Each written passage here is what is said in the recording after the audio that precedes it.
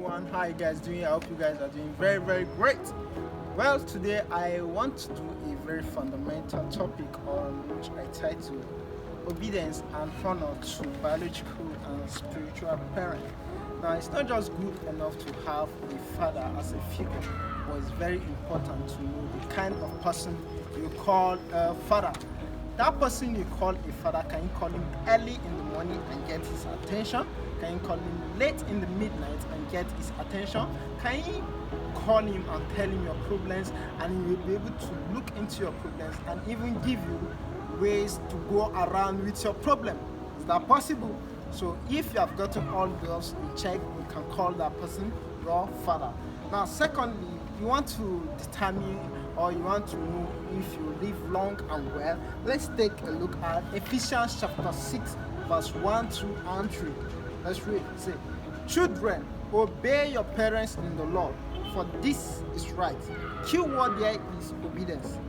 Verse 2 says, honor thy father and mother, which is the first commandment with promise. Now, let's not neglect this word. First commandment, that is, honoring your father and mother is a commandment, but it has a promise attached to it. The promise here is in verse 3, says that it may be well with thee and thou mayest live long on earth. Now, this alone gives us a clue that prayers is important, but another way to go about divine health, well-being and long life is obedience and honoring your father and mother. Now, let's level a little bit and come to this reality. I personally am a pastor's son. I'm a pastor's son, and I am able to recognize when my father speaks to me as a biological father and a spiritual father.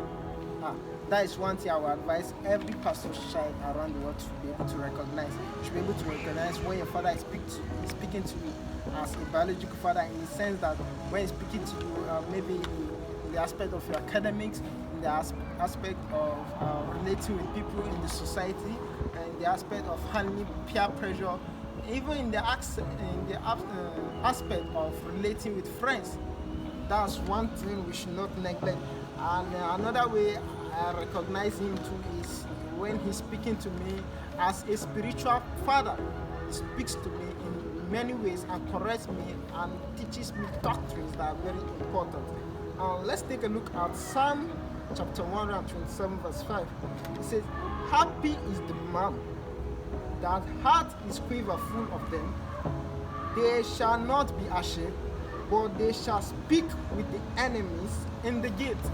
Now, how well a father groom his children kind of determines how well the children would fight the enemies at the gate. And this is a duty to all the children. This is a duty to all the sons and daughters, that whenever you hear accusation, whenever you hear blasphemy, whenever you hear criticism against fathers, you should not follow and do that. Never. You should stand at the gate and fight back for your father. Yes. Because I'm a pastor's child doesn't mean that I'm guaranteed automatic ticket to heaven.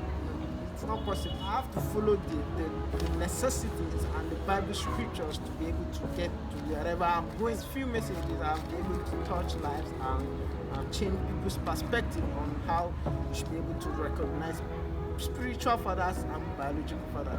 Thank you. Catch you next time. You are blessed.